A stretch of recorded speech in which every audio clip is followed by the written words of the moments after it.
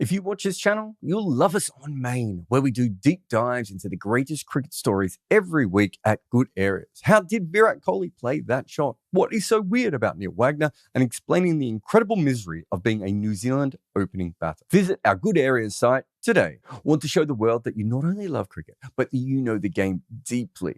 Well, you need a Bodyline t-shirt. In fact, at Bodyline t-shirts, you can actually buy a t-shirt about Bodyline, but also tees inspired by the greatest players in our game. Head to Bodyline t-shirts today. Hello and welcome, ladies and gentlemen, to the Overthrows podcast. I'm Behram Kazi, who you can find at DefMango on Twitter. And with me, as always, is Jarrod Kimber. You can find him literally everywhere. We've got a fair few of you in the comments. That's because they were on my last live, which overlapped with this one. The wagon wheel which made us all wait. But AZN Fratboy1, Amit M, Arnav Jindal, Chai A, and Soham Bhattacharya. All of you, welcome. And, the topic of today is New Zealand's win in the Bengaluru Test versus India by 8 wickets. It is their first win as a nation in India since 1988, so it's been 36 years. How old were you in 1988, Behram? I was -6. So 5 years away from being conceived. And you probably were, what, 14? 88, I was 8. Oh, you were 8, right. So you're not as old as I thought you were. But no one really saw this one coming, especially without Kane Williamson, even though you can make an argument that Kane hasn't had a stellar record in India. But still, you know, the way they just went on and defeated India in the first test match, no one had that on their bingo card. No, we did a preview. And I don't even think it was the only preview I did, where I said, this is just pointless, right? Like, I don't mean that in a bad way, but like, because we know what a preview is. If you put the word preview up, everyone's just like, we just want to know what the score is going to be, guys. And it's like, well, so I started the preview very honestly, being like, we both think it's going to be 3-0. And I hadn't asked Behram. I just knew that that's what he thought, and that's what everyone would think. And I can't remember if it was on your show or on Cricket 8 where I went through the possible ways that New Zealand could win a test match. Which was my show. This very show. One? Yeah. I basically said, I almost called it ball by ball of what would happen.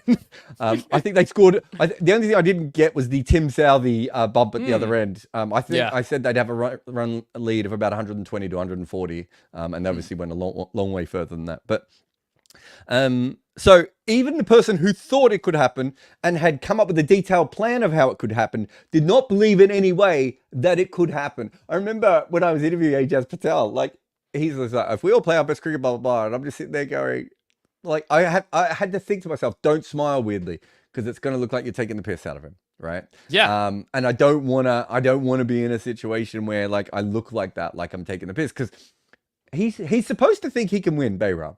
But no one else is supposed to. So I still can't believe we're here. It really is such a massive victory. And we'll go through it. A lot of things went in their favor, but even so.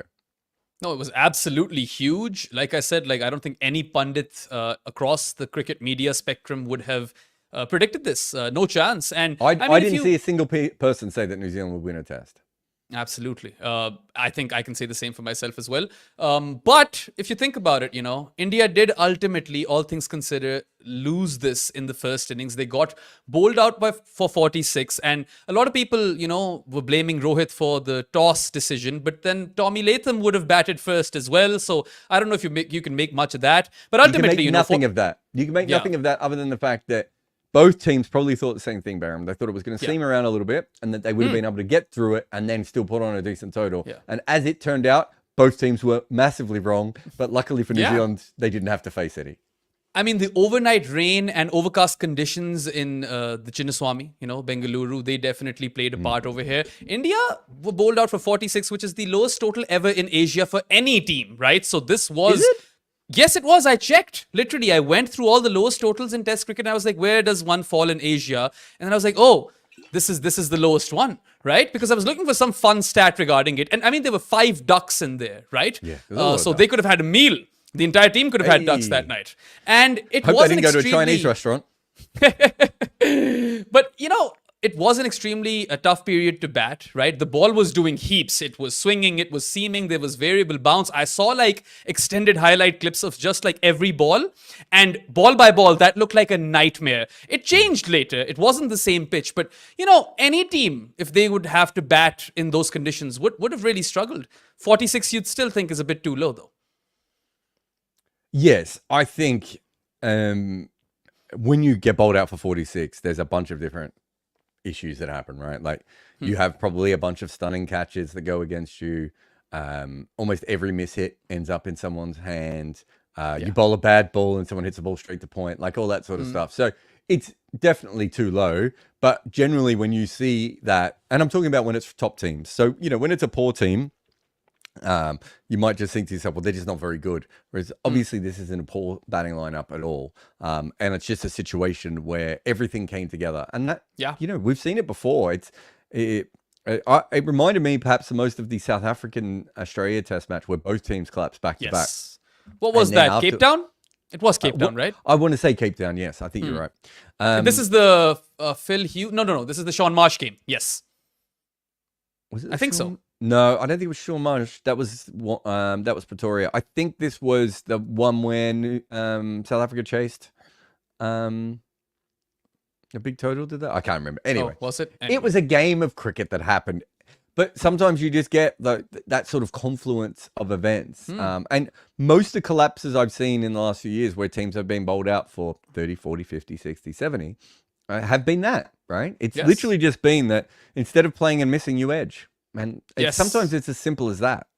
And they got bowled out for 46 despite Tom Blundell, dropping a sitter of Rishabh Pant. So it could have been worse because Pant scored like 20 in that innings. But even though, of course, the conditions and the surface and everything played a part in India's collapse, you've got to hand it to New Zealand's bowlers as well. I want to talk about Matt Henry first. Of course, 5 for 15 in the first innings and then 3 wickets later as well. 8 for him in total. And here's a fun stat for you.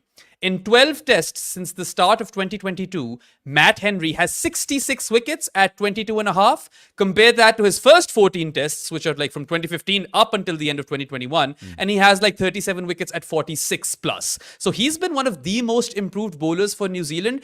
And I was really baffled when they didn't play him in Sri Lanka. Estelle and I were both like, why isn't Matt Henry playing, right? So he's gone on and become indispensable in this New Zealand test team. And he's got to be playing every test match, right? I kind of feel that New Zealand always look for an excuse not to play Matt Henry. Look, you're right. He did go through a period where he didn't take a lot of wickets. And I remember someone sending me a message going, why do you think this is? And I was like, there's no discernible reason. Like, you know me, I will look hard to see if there's a thing I can find. And I was just like, I can't work it out. It just looks like he should take wickets and he hasn't been. So I think it's great. Look, he's got perfect wrist position. His ability to... he's one of those genuine wobble ball bowlers who can seam it in both directions. So it's not like one ball goes straight and then the other one comes back in. He's literally, one ball is going to hit the top of leg stump, one ball is going to hit the top of off stump, and the next one's going to miss off stump. That's how you play against someone like that. Like, you look at the ball that Rohit Sharma played. Rohit Sharma was like, I'm going to have to get down the crease and put some pressure on this guy because if he keeps hitting the right length, and then the one he comes down the wicket to just seams back violently, and it's like, well, that was a bad idea. And he had a warning. Remember that DRS call, right? Early on? So it's not like that was the first ball that did something like that. It was just that's really why tough going you out play there. a shot like that, right? Because you know that batting normally is not going to last particularly well. So, no, I think Matt Henry's a fantastic bowler. I've been a big fan of him for a long time. I think I might have recruited him to Edinburgh Rocks in the European League before that fell apart. Yeah, well, I mean, I spoke to him a couple of years back for grassroots cricket, and he always spoke a lot about his time at Kent and when he picked up the wobble seam delivery, right? Yeah. He is someone who is now 32 years of age, vastly experienced, and he's played, 2 ODI World Cup finals as well. So this is the time for New Zealand to milk Matt Henry properly, because I think he has at least a couple of years or maybe even 3 in him. But what was more exciting was the young 23-year-old right arm seamer who has a tall frame and generates killer bounce. Took 4 for 22 in that first innings and 3 for 92 later, 7 wickets in total. And William O'Rourke has definitely created shockwaves around cricket, right? First time I saw him was in that South Africa series where South Africa had their D team. He took 9 wickets and I was like, let's just kind of reserve our comments for now. This is a really poor team. Then he impressed us in Sri Lanka and we were like, all right. And in the preview, you and I were talking about how he could be an effective bowler in these conditions. These conditions obviously suited him a bit more than we thought they would. Yes. But this is such an exciting prospect for New Zealand, right? After Kyle Jamieson, we've finally seen someone who can potentially represent them in Test cricket for like 10 years or something. Yeah, definitely. He's a 10-year bowler. I think what I like about him is he has the ability to get sideways movement on the ball, but is genuinely more of a hit the deck fast bowler. So he has multiple skills available to him. He's not very accurate, and I think is Rahul's just said it was Southee that got Rohit. It was actually the DRS call was Henry though. That I remember. Yeah. No, it was. But it was the same thing in fact, Southee, when he gets the ball to seam back, it seems back massively. But that's a different conversation for another day. But yeah, so I think, with O'Rourke, you look at the many different skills that he has. He just looks like, to me, perfectly set up for flat pitches. That's why I was so excited on him before this series. And there was a couple of people in the comments going, "Stop going on about O'Rourke. It's not gonna mean all that much." But realistically, it does. Having a bowler like that is quite helpful in those kinds of conditions, I think. He might not get 7 wickets in the next 2 tests combined, but having him as an option is probably in some ways better than having someone like Kyle Jamieson, who's a better bowler. Just because he can bowl bounces, he can whack the wicket, and if the pitch is doing anything weird, he's probably going to get something out of it. Even when it isn't, I feel like that Gaul surface wasn't completely like suited to seamers, and he got something out of it, right? So from what little we've seen of William O'Rourke, there is so much promise, and there is every reason for all cricket enthusiasts to be very excited. What's with New Zealand and fast bowlers? They keep producing them, and it doesn't get spoken of in the same way as Pakistan or South Africa. It's just not the same thing, as far as discourse is concerned. I think with New Zealand, the vast majority of their bowlers are swing and seam bowlers, and so they're not particularly always sexy. So it's not Shoaib Akhtar's hair, is it, that we're talking about here? So I do think it's a little bit different from that perspective. They are a seam dependent country, so you would expect them to get the ball to wang around everywhere. What's been interesting about Jamieson, Wagner, and O'Rourke now is that they're getting a lot of flat pitch bowlers, right? That's what they've never had before. They've had Hadleys and Morrisons and, Dools and those sorts of bowlers, of really high level ones, Chris Martins and everyone else, Mills. But now they're getting guys who can just come in on any surface and wang it. That's a huge difference. And that's not by accident. They changed their domestic pitches so that these sorts of bowlers would come through. So when we go on and on about professionalism and why it matters and how you set up your system, this is why. They hadn't had Jamiesons before, right? They hadn't had these kinds of bowlers like O'Rourke coming through and everyone else, and now they are starting to get those kinds of bowlers coming through because they changed their domestic pitches, and it really matters. That's what a professional setup can do. Take notes, other cricket boards. I'm looking at you, Pakistan, Sri Lanka, and some other places. I didn't want to say Pakistan, but we all knew that's what I was talking about. Yeah, it is the antithesis, really, New Zealand cricket of what Pakistan or where Pakistan is at. But anyway, just to talk a bit about India's bowling, of course, we've discussed the New Zealanders, right? Look, if you look at the scorecard, you'll say, 3 wickets each for Jadeja and Kuldeep, but they conceded 402 runs. Now, none of us would have ever predicted New Zealand bowling India out for 46, but even New Zealand scoring over 400 in India was not something any of us would have, seen coming. And, they took Ashwin to the absolute cleaners. That was something. And even though Kuldeep took 3 wickets, he was also, attacked. They took Siraj on as well. There was a big gulf between Bumrah and the second seamer, which was Mohammad Siraj. So I think they really missed Mohammad Shami over here, who is close to full fitness from what I can gather, because he was bowling, in Bengaluru, like on the sidelines. So what went wrong over here? Was it just the conditions that they didn't really aid spin much, which is also very unusual for India? Well, I think particularly the conditions didn't aid spin. So I think that is a huge difference. I think the spinners went at like a run and a half more and over, or 2 runs more and over. I can't remember what my numbers were in the end. And also, Quicks averaged about 21 and spin averaged 50, like as you said. And India had 2 seamers, whereas New Zealand had 3. So New Zealand got their selection right as well. Specifically, even if Akashdeep had played, I don't think India had a seamer for that kind of wicket. 100%. Shami was the one on that wicket that probably would have been unplayable. And maybe if they had someone like Prashid Krishna, maybe someone slightly taller, but they didn't really have the ideal bowlers for that. Whereas if you look at New Zealand, the ball swung, so they had Southee, the wobble ball, someone who could hit, who was a consistent wobble ball bowler, which is Henry, who hits the seam a little bit more, and then you had a guy that whacked the ball into the wicket. At all times, they had something that India didn't have. Honestly, though, I think clearly New Zealand got much better of the batting conditions in the first innings. And yet I still thought India should have cleaned them up for 250. I mean, they were 233 for 7, New Zealand. That's when Rachin Ravindra and Tim Southee strung up that 147-run partnership. And that's the difference at the end of the day. Because had they been rolled over even for 302, right? And the lead was 250 odd. Do you see New Zealand chasing down 207? Exactly. And so you watch them,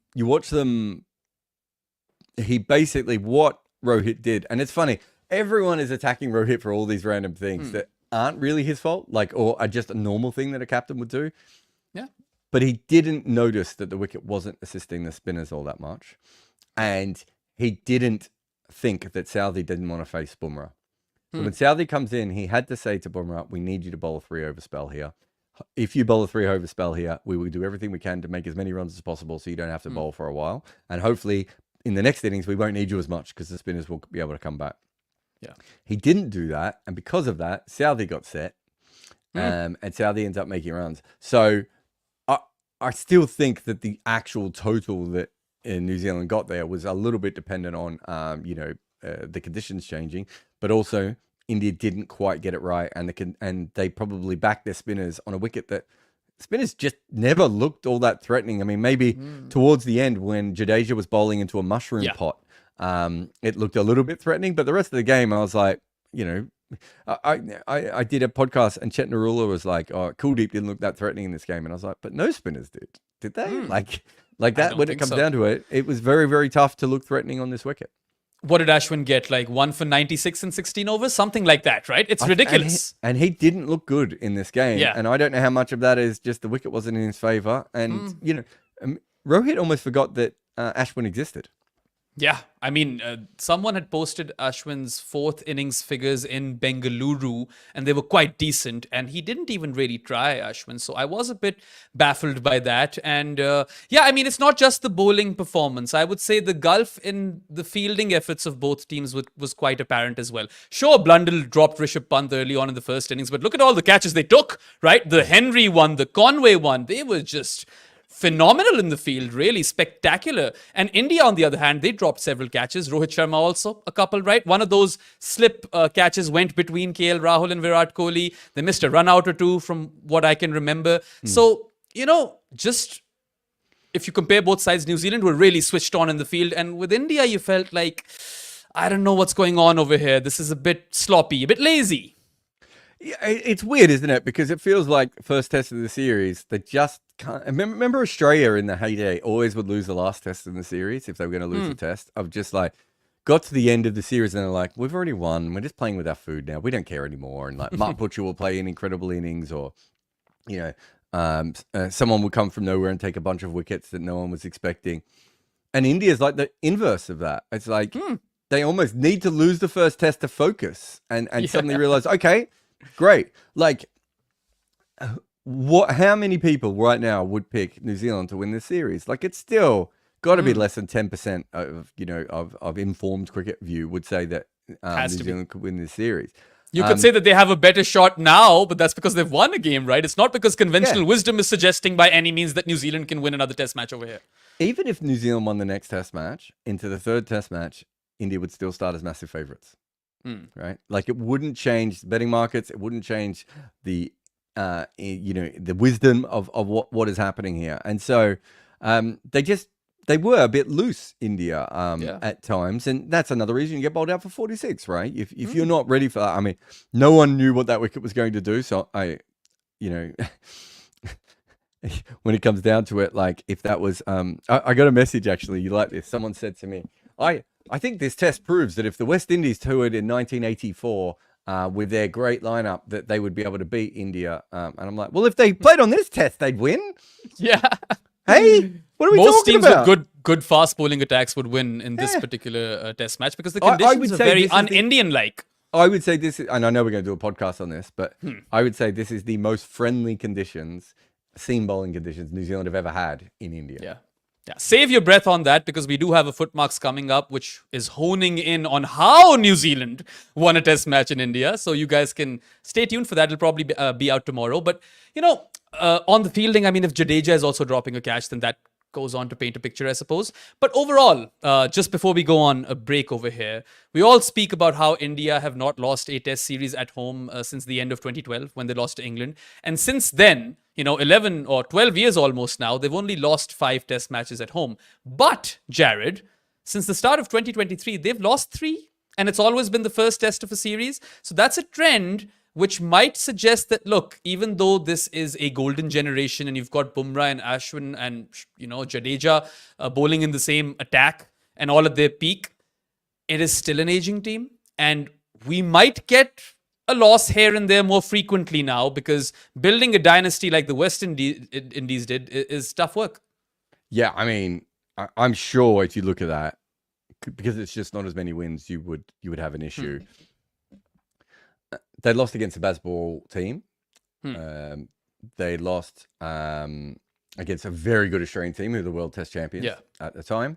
And now they've lost against New Zealand in conditions that went completely against India and they still fought back. So if it's me, I'm not sitting there necessarily and worrying at all. I'm sure there are many Indian fans that are, but I would be like, that's fine. If they lose if they lose 4 matches for every 20 matches at home for the next 20 years, I'd be pretty happy as a fan. Especially when they do all right away from home, right? They're pretty good over there. It would be different. I suppose you're right. It's different if they do that at home and then away from home they're like a 50-50 team. Maybe at that point you're like, not as ideal. But no, and they've still gone on big runs since 2021 of winning games in a row. So, and look, a lot of it is also, if you play good sides, like if you play West Indies, Sri Lanka, Bangladesh, Zimbabwe, South Africa in back-to-back series or something at home, you will end up with a really good record. And then if your next series are, New Zealand, England, India, Australia, you're probably going to have a worse record, right? Like, I mean, that's kind of how these things go. That definitely checks out. And Anish over here has a preponed super chat up. So thanks for that, Varun. He says, are we losing the series to New Zealand? I am scared. I don't think you are, Anish. And there's no reason to be scared, really. You've got Mumbai and Pune coming up. We all expect those to be turners, right? Back to the old template, which makes sense for India, right? So no reason to be scared. I think it's really important to say, it's not back to the old template. I had this question on the last wagon wheel. I was like, India going to prepare turners? Pune was going to turn.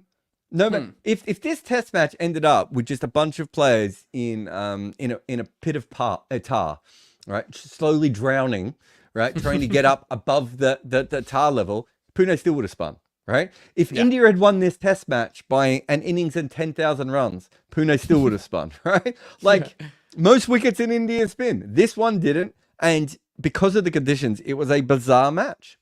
Yeah, you don't need 3 patio heaters and a giant fan on either side of the surface to make it turn in India. No one needs it. People want it. On that note, let's take a short break. You're watching Overthrows with Jarrod and Behram, and we will be right back in a moment. This is brought to you by Cricket 8. They are a new player in the game trying to educate fans on what is really happening in cricket. We have a partnership with them where we host live watch-alongs, do podcasts, and write articles. If you want to know what is really happening with our game, visit cricket8.com. If you make any content, Minvo Pro is the tool for you. Take your long format content and cut it and slice it for social media. This AI-inspired weapon will turn your one piece of work into so many clips. Try Minvo.pro now. Welcome back to the Overthrows podcast. You guys are with Jarrod and Behram, and we spoke about the bowling efforts and the fielding efforts of both teams, Jarrod. Time to come to the batting. We'll come to India's phenomenal fight back later. I just want to spend some time on New Zealand. So let's go one by one. Devon Conway, left-hander, we suspected would not get many runs in this series. And he hasn't scored in a long time, right? After that prolific start to Test cricket, he's kind of been on the decline. Scores 91 of 105 deliveries. And that's important because he lays the foundation for New Zealand to set up a lead over here. And they eliminate the deficit without losing a single wicket. He scored runs after a long, long time. Couldn't get to a ton, but that was still a very, very fantastic effort. I saw someone in the Discord channel saying after we made fun of Estelle for picking left-handers in her latest team, that left-handers made runs. And I'm like, yeah, guys, this is the test match when Ashwin didn't take any wickets. You want to make runs against Ashwin on a wicket that is suiting him as a left-hander? I will more than happily say that we were a little bit too early with our suggestion. So no, I think that's very fair. It was great to see him back in form. I think we're all Devon Conway fans. It could not have looked more shithouse in the second innings. Right? Scored a duck, didn't he? Hey? He scored a duck, didn't he? Was it him or was it? No, in the second innings he didn't score a duck. Latham scored a duck. Latham scored a duck, right? I missed the second innings. So. Oh my God. It's worth it to have a look. I'll see if I can get you something from MV Play to have a look at. It literally... How he did not go out. There were all these people saying to me, that's how you play. That's how you play it and you don't get bowled out for 46. And I was like, what? You just punch the ball past slip or you get hit on the pads. There was at one stage, I promise you, he was off the ground with his legs crossed and playing a shot like a curtain rail that went to backward point for 4. And people are like, see, the Indian players don't do that. And I was like, no one should do that, what he's just done. The amount of times he played and missed and didn't hit the ball where he wanted to, he was all over the shop. But you're brilliant in the first innings, completely set them up. And I think the world is a better place when Devon Conway's making runs in it. Yeah, I think there was 3 really important phases, or 2 really important phases rather, in New Zealand's batting, right? That innings, the 402 innings. One was, of course, them putting up an opening stand and eliminating the deficit. So that gives you a lot of confidence. And then it was that moment where they were 233 for 7. And at that time, the lead is not even 200 runs. And a lot of us were like, India can totally win this test match. And they would have had they, cleaned up New Zealand's tail early. But then comes that 147-run partnership and Rachin Ravindra. Right? He has Bengalurian roots. This is his hometown in a way, right? Ethnically, he belongs to this area. Scores 134 of 157, quite a fast knock. Is unbeaten in the second innings at 39. Is deservedly the player of the match. And I mean, I think the hallmark of his innings has to be how he took down spin. It was just so remarkable. And he's very young to Test cricket. This was only his second ton. And for it to come in Bengaluru must have made it all the more special for him. I think he worked out that probably before anyone, I would say before anyone else in the game. Obviously, India never got to face any spin. But the other Indians, I don't think quite worked it out. The other New Zealanders didn't quite work it out the same, which was there just wasn't anything for spin. So the minute you started coming forward and coming back, so, playing, showing that you were going to attack in either direction, it was very hard for the spinners to do anything. It was a brilliant innings. And there's a level of really high cricket knowledge that he just has naturally. Yeah, I keep saying this. I'll probably do a video if he makes it 100 during the series. I'm sure I'll do a video on it. His toolkit is so high. Yeah, we're not. I'm trying to compare him to someone like, say, Babar Azam, right? Who, on my TikTok the other day, someone said, "I don't know why you keep thinking Babar Azam special," and I was like, "I think it's all the runs he made." But Babar Azam is a very one-dimensional special batter in that he has really good skills, and we all know what those skills are, and he's going to make his runs, but he's probably never going to score at 2 runs a ball, right? Yep. And he's probably never going to destroy you if you're bowling short to him. And he's probably not going to hit spinners out of the attack consistently, right? Like, that's not to say he's not a great batter, because he's certainly on his way to being a great batter before this latest stumble. But what he does well, he does exceptionally well. And then there are some other issues. You look at Rachin Ravindra, it's like, if he's facing Ashwin at the moment, I back him to be able to score and to put pressure back on Ashwin. If, I don't know, Rabada is bowling to him on a juicy wicket, I assume he has the ability to be able to withstand that as someone who comes from New Zealand with his kind of skills.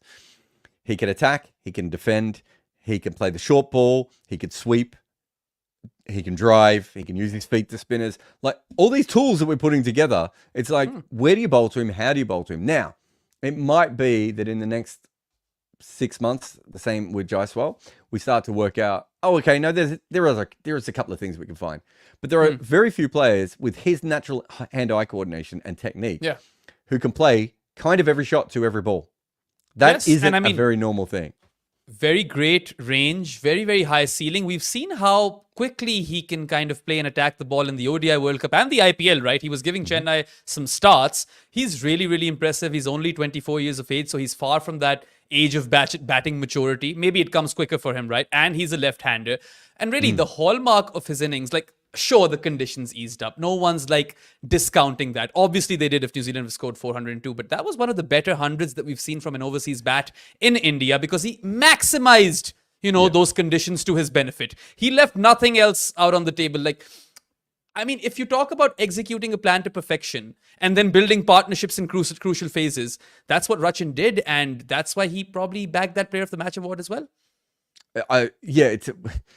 It's a weird one to give it to the guy who batted when the pitch was maybe at its flattest. But I don't know who you give it to in that game. Is it Henry? Is it Sarfaraz? I don't know. But it's Tim Southee for outscoring India in the first innings. It probably 65 of 73. Right. Can we even make an argument that Southee is probably the best 6-hitter when it comes to frontline paces ever?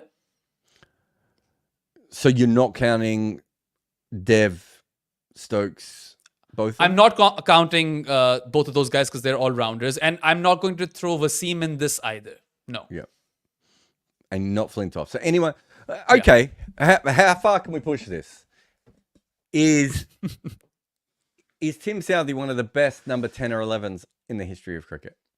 I think that's a quick picks. Because we already did the number 11 ones, but yeah. Yeah. So there's that line between, like, I don't know where the Graham Swan and Shane Warne are. Like, he's obviously beneath them. Yeah? Throw Stuart Broad into this. Stuart Broad's weird because he has 2 different batting careers before and after Varun Aaron, smacks his in the nose, right? But there's this line of which you become like maybe not an all-rounder, but like Swanee and Warne and Mitchell Starc, maybe you could put him up there as well. Pat Cummins. You kind of see them as guys who are bowlers who can bat a little bit. Yes. Whereas, is Southee at the top tier of the tier below that, which is, no, I am an all-rounder, but very occasionally I will play an innings that is very important. But then the next time you watch me, I'll hit the ball straight up in the air and you'll be like, what the hell was he thinking? So that's his thing. He's not like the most technically astute cricketer, but he can whack them, right? And that's a very useful asset to have because even in T20s, I've seen that Southee's just gone on and added 18 runs at the bottom, right? And this 65 was perhaps one of his most valuable test knocks ever because if you reduce or add 65 runs to the ultimate total and you're like, oh, India have to defend 170 over, I don't know who I'm backing then, right? It's a different ball game altogether. I think it's very, very fair. I do think India, by not bringing Bumrah on, was a massive mistake. But also, I think India just went, well, we have 3 great spinners. One of them will get him out. And it was like the wicket just didn't play that way. But I think I'm right in saying, I think it was Varun Oshayan told me that he had a very bad control percentage. So it was a tinny-ass innings. Yeah. But hey, he's the king of the tinny-ass innings. Like, that is Tim Southee at his best. Yeah, and despite, all that conversation that we had around left-handers not being optimal to bat in India, here we are where 2 left-handers have scored more than 200, around 300 runs combined. But then again, to your point, that's because the wicket didn't turn. And if you've nullified Ashwin, then all of a sudden you don't have a left-hander problem. Now, obviously, it's time to talk about India's fight back. It was remarkable. There were plenty of moments where all of us thought that India just going to go on and win this test match. And, we graduated to that level from, too many runs. Oh, they shouldn't have lost that wicket to, okay, 408 for 3. They already have a lead of 50-something. India are surely going to post a target of 200 and win this from here. And I feel like no other team could have done this. All other teams would have buckled. They would have folded earlier than India in this particular circumstance. Many of them would have even incurred an innings defeat. But the way they just clawed their way back into the competition, it was just so commendable, really. And that goes on to show you just how good this team is, particularly at home. Yeah, I think when you say no other team, you mean no other modern day team? Yes. Yeah. Currently. No, it's interesting. Someone sent me a message saying, if the Great West Indies or Great Australian sides have been bowled out for 46, would they have come back? And I was like, yeah, they came back all the time, those things. Because if you bowled out Australia or the West Indies for 46, chances are they would bowl you out for like 86 or 120. The interesting thing here is not that happens. The interesting thing is that they end up with a 350 deficit, and then they come back, which is far more interesting and very different. I backed India. What did Jaiswal make in that innings? He didn't make many, did he? I can't remember. Not much. No, this is probably the first test in which I've seen him fail properly after South Africa. So Jaiswal went out, and Rohit and Virat have been batting together for about maybe 20, 25 minutes. And I looked up the odds. So I was mostly, in this test, I wasn't even betting that much, but I was looking up the odds because every time it was about to rain, all the people who back weather would put money on. So it's much better than any meteor. Like, I can't work out the graphs and how they work and everything. I can work out money. There's money on the draw. We're about to have some rain come in, right? And they'd been batting together for about half an hour, and I looked up and they were 30-1. Right? Damn. And I was just like, they are not 30-1. These two look set. They are going to make some runs here. They got down to 4-1, which was lower. I think New Zealand were 4.5-1.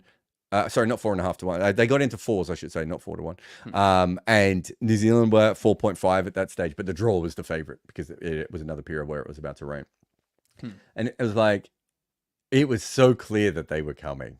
That there was, I think I'd said I think I said maybe on TalkSport when I was commentating that New Zealand are going to get the new ball in the middle of the day. Yeah. Whereas have a look, even with the old ball at times, teams bowl really well with the old ball early in the morning. Like when there was any moisture around, that wicket was really rough to bat on, right? Even if you got a soft older ball, even when New Zealand got it and New Zealand and India made runs, they still was a bunch of plays and misses before they got settled. And it was like, India's going to be flying here, right? And they're going to make a lot of runs in a row. It's just a brilliant effort.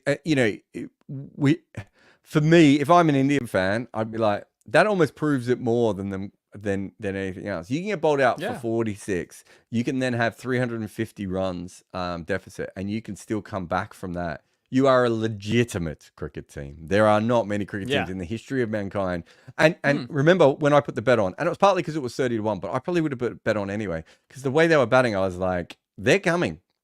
Right? It was really obvious that they were coming. It looked very, very ominous at that point. And I mean, I was just thinking to myself that, that's just how good this Indian team is. Also, another pre-poned super chat. Is this how we do it now, Varun? Are you just going to randomly throw super chats at us and we'll take them anyway? I think what he's doing is he's doing it at a time when he thinks the question makes sense with the chat. I think that's smart. So Sham Nair says, hey, Behram and Jarrod, are India playing vibe cricket like England now? Even in a loss, we see the narrative of, hey, we won. Behram, shout out from Instagram. Yes, that is correct. We spoke.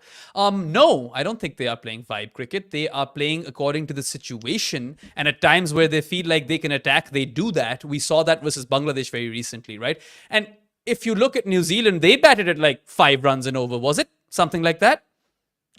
Did they not?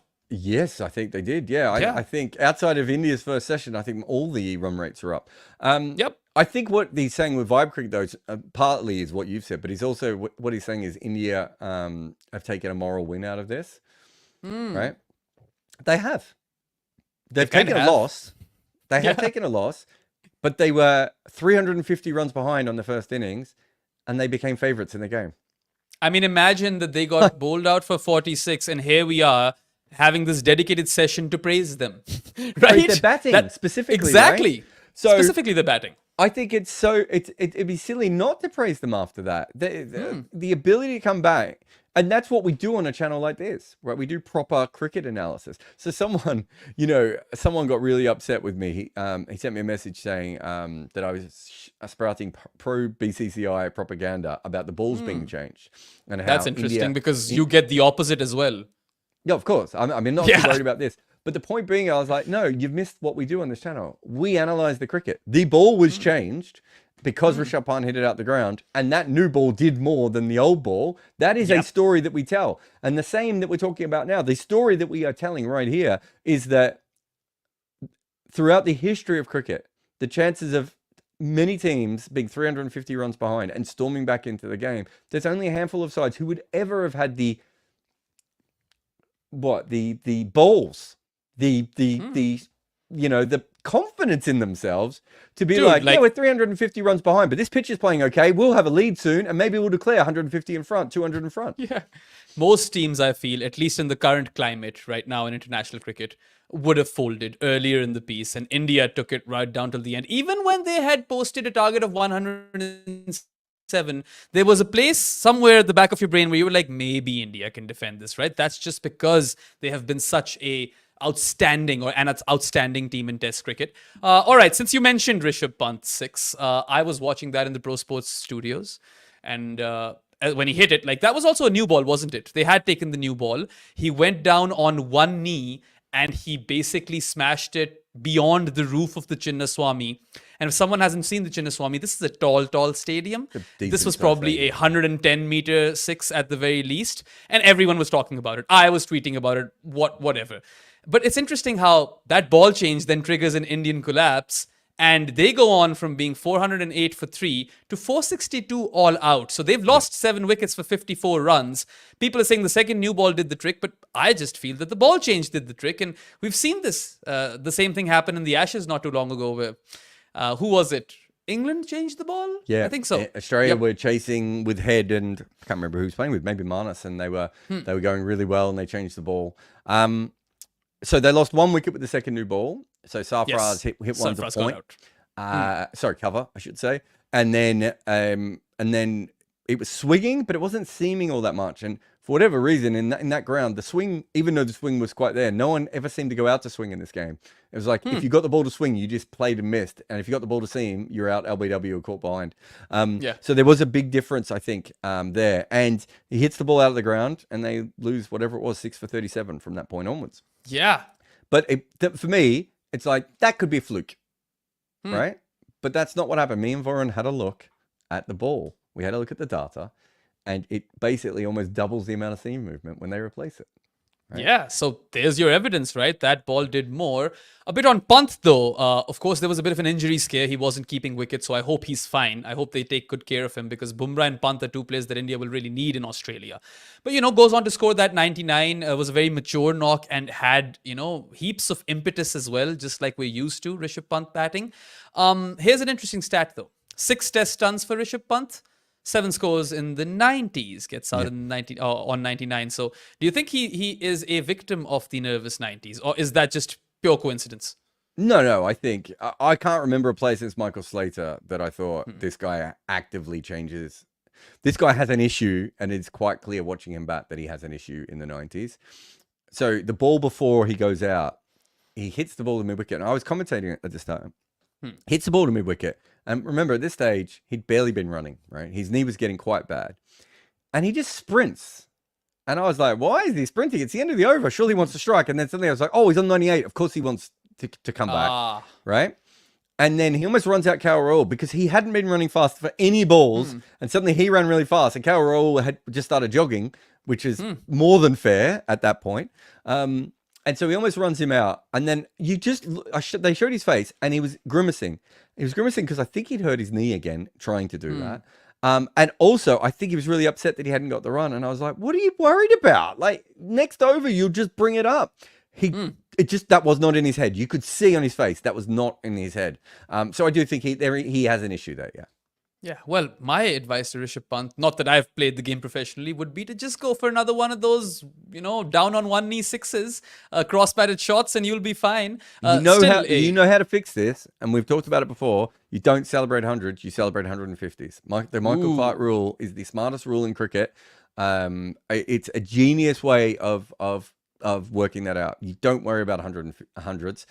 You worry about 150s. And statistically, a 150 is much more likely to win your side a game than 100. Didn't Joe Root do the same thing to fix the conversion rate stuff? I think he spoke about this at some point. I actually think celebrating milestones is one of the worst things batters can do. You know about my theory on this. I think just celebrating milestones. If you and I ever play a club game together when you're over in London sometime, if you see me make a 50, watch. I barely raise my bat at all.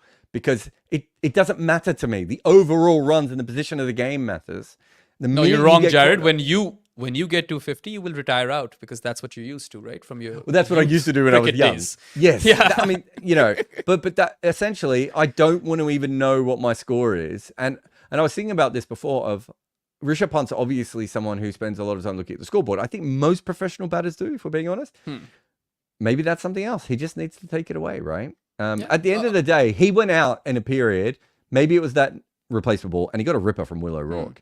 Yes. But maybe it was a replacement ball. Maybe his head just wasn't in it. That cost them the game. Him and Sarfaraz going out at that point cost them the game, which is ridiculous because they should never have been in that game. But those guys were their team was in front. An extra 80 runs. I don't know what could have happened in that game. Yeah, no, same here. And definitely some jitters over there when he chopped on. But a wonderful knock of 99 nonetheless. And I'm just happy to see Rishabh Pant doing Rishabh Pant things after coming back from injury. Here's to hoping that he hasn't aggravated that injury because India definitely need him. Speaking of celebrating 150s though, Sarfaraz Khan, maiden test 100, makes it a 150. We are so used to him doing this in domestic cricket.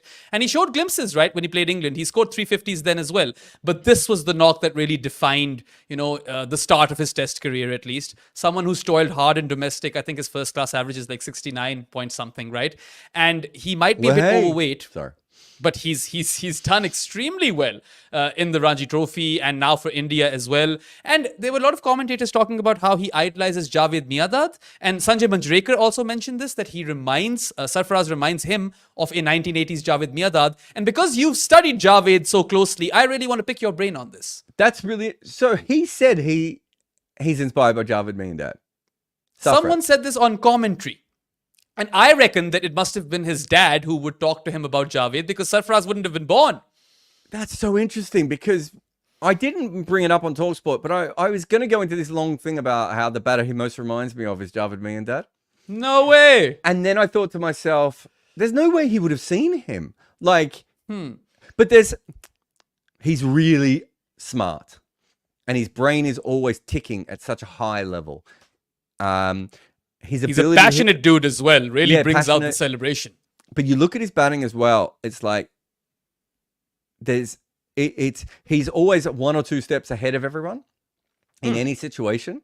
He does remind me of Javed Miandad as well. I mean, Javed Miandad is hit the ball in different areas. His big strength was probably cover, maybe mid-wicket. So it's not exceptional versus spin, right? Yeah, and so Sarfaraz, both of them. It's the spin stuff really that I think is most noticeable.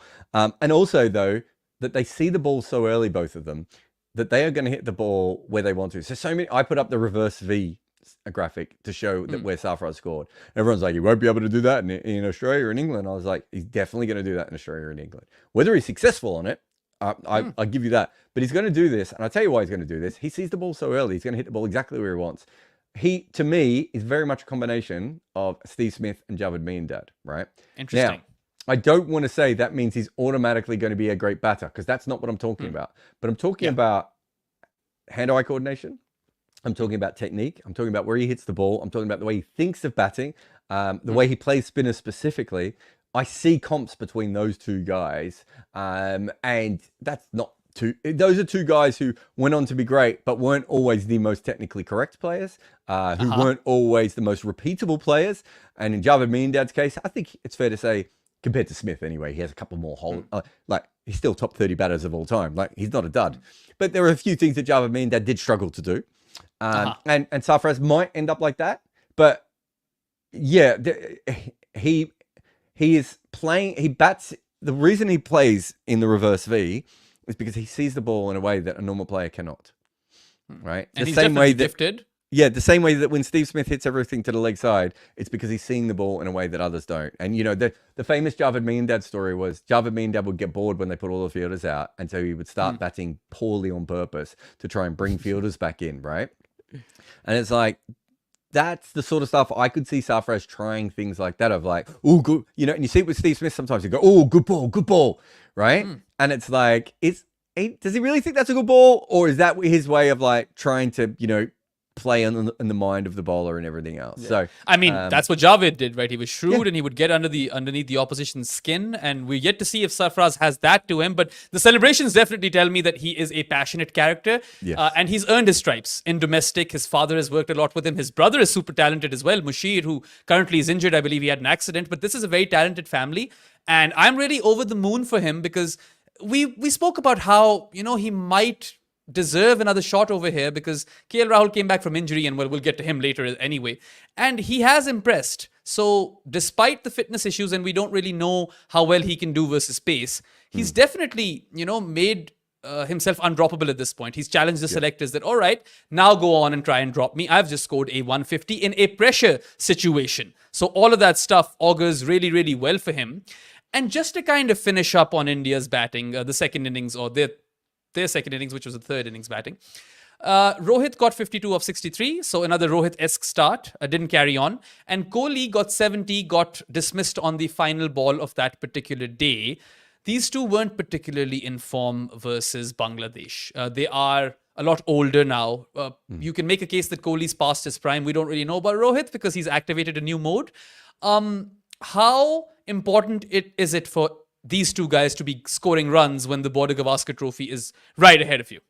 Oh, I thought Kohli looked brilliant in this innings. It was probably one of the Despite most control innings. Sorry? Yeah. Despite the fact that he was batting at 3 because Gill wasn't available for this test, right? He had a niggle. Yeah, I just thought in the second innings he just looked in complete control. I was shocked when he edged the first one and wasn't caught. And even I was as shocked as Kohli was when he edged the second one. Rohit's still doing fine. They're going to have to make runs in Australia because we have questions over Jaiswal and perhaps Sarfaraz and everyone else. So they're going to have to make runs, No, absolutely. And I mean, do you think it's a reflexes thing with Virat Kohli? Like, is that where we're at in his career now? Is this just a natural regression? Because he's still really, really damn good, but he's not Virat Kohli of like 2019.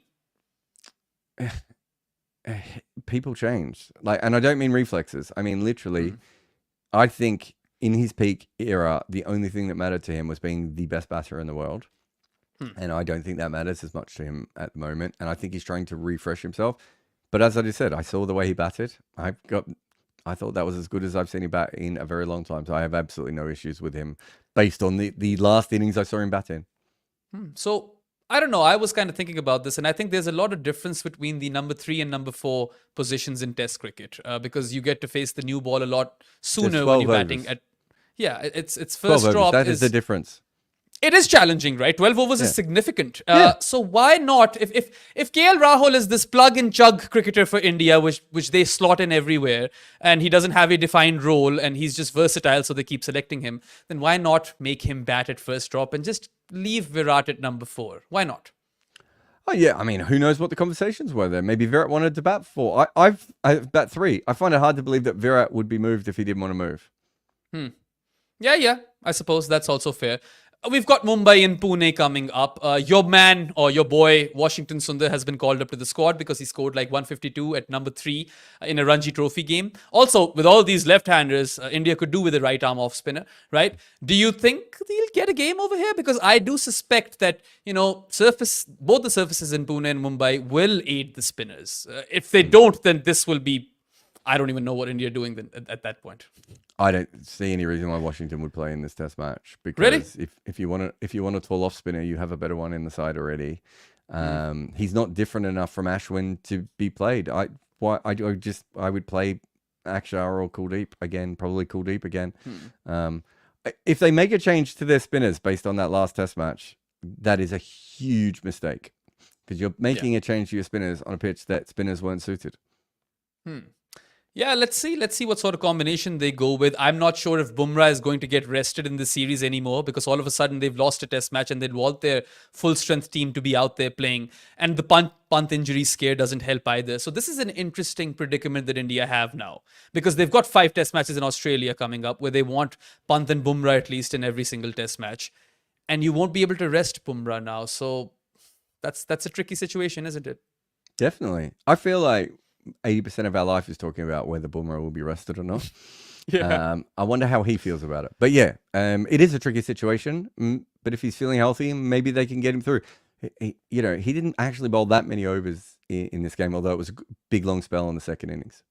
Yeah. All right, then before we move on to the super chats, and I know there's one for KL Rahul, so I'm just saving him for that super chat. Can New Zealand, or what sort of percentage would you give to New Zealand to win another Test match over here? Because Kane Williamson will be back.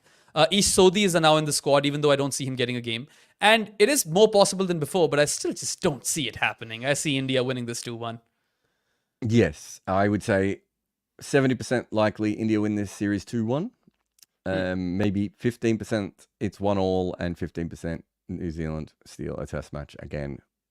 Based on they feel good and Ravindra might go nuts and O'Rourke might go on a bit and maybe Ajaz will take a 7 or 8 wicket haul at one stage. But I think it's very, very unlikely New Zealand win. I would say 15% is a bit generous. I know It you're being probably nice is. to them right now. Yeah. But you know, but they're confident and they're playing good cricket. And I think it's fair to say that, like, if you would have asked me what percentage chance they had of winning a test before this series started, it would have been 3%. Yeah. Right? Like, I'm upping it because they now will feel, well, wait a minute, maybe we can. Right? Yeah, And I'm not sure how much they would have felt like that realistically before this series started until they saw that wicket. Yeah, well, Ajaz Patel will tell you that he did feel that they can win, and he did tell you that, right? He did. He to his literally told me defense. that, and I still don't believe it. Yeah. Just to kind of cap things off, though, I know I saw a clip of yours. I think it was for TalkSport or wherever it was. You're everywhere, and you were talking about how India now need to win 4 out of 7 Test matches to safely qualify for the World Test Championship final. Of course, this also depends on the results of other teams because Australia are going to Sri Lanka and everything. But if India drop another Test match over here, or even draw it, right? Even if they don't lose it, they just draw a test match in this series, then they'll have to win 3 out of 5 in Australia. And that puts them in a very tricky situation. Like, that would not be comfortable at all. No, I mean, you don't want to go to Australia having to win 3 test matches, do you? I mean, you're hoping that you'll win 3 test matches, but, needing it is something a little bit different. There's a lot going on with South Africa. So we know South Africa have rolled Bangladesh for 100 today. They've got a lead, but they're not unless it's very possible they might not end up with a massive lead in this game, which means that Bangladesh still have a chance of coming back. If South Africa win all of their test matches against Bangladesh, Sri Lanka, and Pakistan, then things get very, very different and very, very difficult for India. So India, for me, if I had them very much in my World Test Championship. They were the team. I thought it was between Australia and South Africa for the second spot. I would say that India still has a hold on the first spot, but it is much more likely now that they might miss out than it was before. And if they lost another test to New Zealand, I would probably have South Africa as favourite over them. Although, unless South Africa lose to Bangladesh between then and now.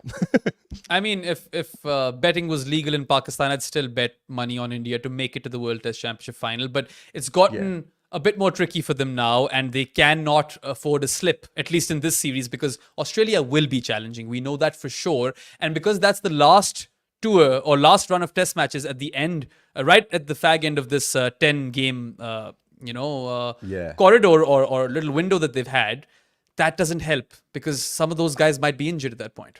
Also, I think if you think about it from a World Test Championship point of view, the most important series might end up being Australia's tour to Sri Lanka. Yes. India and South Africa might have enough points, to be in at that stage. And then if Australia wins 2-0, they might push one of them out. And if they win 1-0 or a 1-1 or whatever, maybe that's different. So there's so many connotations based on kind of how Bangladesh do against South Africa in the 2 Test series and then how Australia do against Sri Lanka, that it isn't just about India. Yeah. Also, apologies everyone for not previewing Bangladesh versus South Africa because we had so much on our plate. But we'll review the Test match and cover all the fun stories revolving around Bangladesh cricket right now because I cannot die. I'm dying to talk about them, right?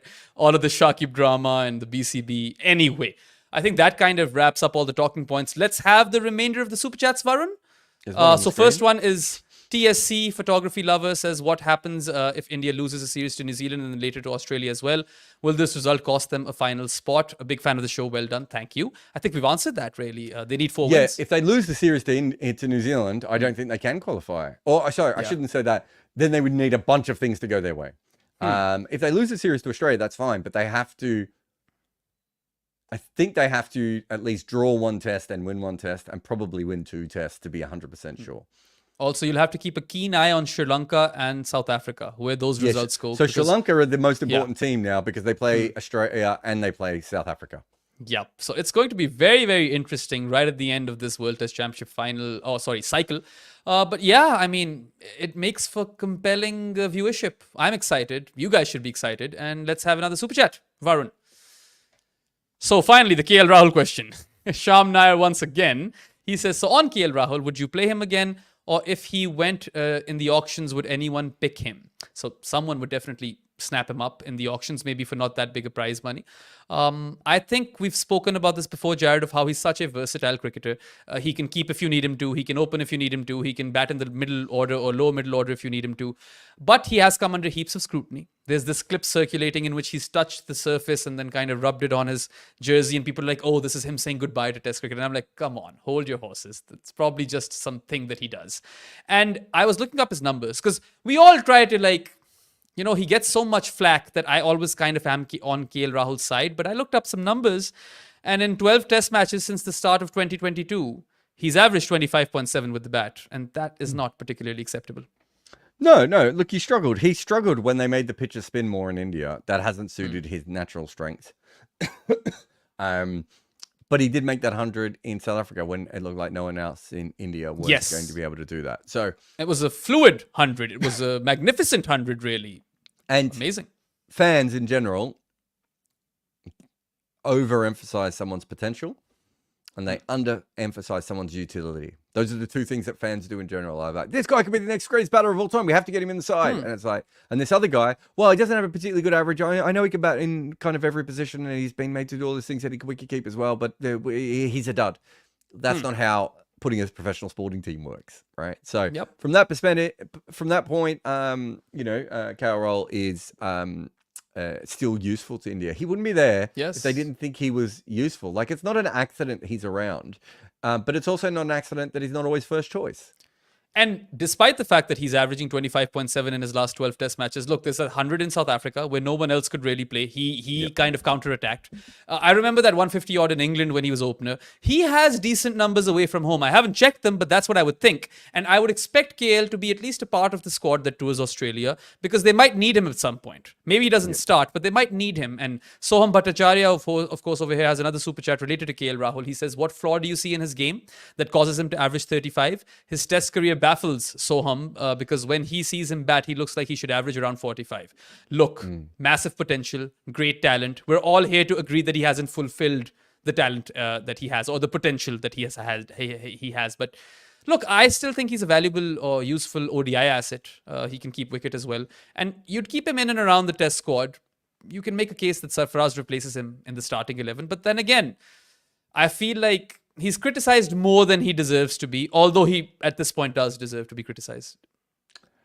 I don't know if there's any weakness within his game that makes sense. There is an element of Chris Wokes about it a little bit, I think, that we just like, maybe if he'd just been in the side consistently, he would have worked it out. He actually averages more at home than he does away. So the home away thing, he's made some great hundreds, but he's also failed in lots of different situations. Look, I've got no problem with them using Sarfaraz based on this last 100, if that's what they want. But it's very important that fans understand what KL Rahul is. And he is a person that they think can bat anywhere from 1 to 7 and can be a backup wicketkeeper. And if I am to play devil's advocate over here, why is he in the side ahead of someone like Shreyas Iyer? He's a much better player of pace bowling overseas than Shreyas Iyer is. I think that's fair. I didn't think you can have Sarfaraz and Shreyas Iyer in the side at the same time. And I don't think you need to. I think there are enough good Indian players of pace. I think Shreyas Iyer should still be a good player of pace. He just he unfortunately, the years he would have developed traveling overseas were during COVID and he didn't travel as much. So I still think he has that within him. Yeah. Anyway, he did ask us what the flaw is in KL's game. I don't know. I can't tell you. Yeah. I mean, he does go out fishing a lot at times, right? We've seen him do that. But then, I mean, I want KL Rahul to freely, bat freely. There aren't many players in the world who leave the ball. Will Young's like the only one. Anyway, that kind of wraps up this episode of the Overthrows podcast. So thank you to everyone for your super chats and for your interactions in the comments section. Of course, just a quick reminder, as always, you can go to goodareas.co and bookmark that webpage. That can prove to be your one-stop shop for all the work that we do as part of this team, whether it be written content, videos, or podcasts. We'll be back soon enough, even though Jarrod's going on vacation, but you'll have a footmarks tomorrow as well to look forward to. And that is all for today. Have a good one, guys, and goodbye. I have a book out with Abhishek Mukherjee, and it is called Overthrowing Cricket's Empire. and it's about the stories of how each team beat England for the first time. We go all the way back to the demon Fred Spofforth getting annoyed at W.G. Grace for acting a little bit like Alex Carey. And then we come all the way to present times with Rashid Khan's England's redemption. We cover every single team to beat England in a major international, but we also talk about the incredible stories like the barefoot basher from Fiji that almost played for New Zealand. In fact, this book is full of tales like that. Like how Pakistan lost a top batter after he was on the run from an angry husband of a movie star he was having an affair with. And also how one future captain of his nation realised he might have to go out and bat at Lords and that he didn't own his own pads. Cricket was used as a tool by the empire, but what happens when those nations grow up and get good at it? Find Overthrowing Cricket's Empire on Amazon today.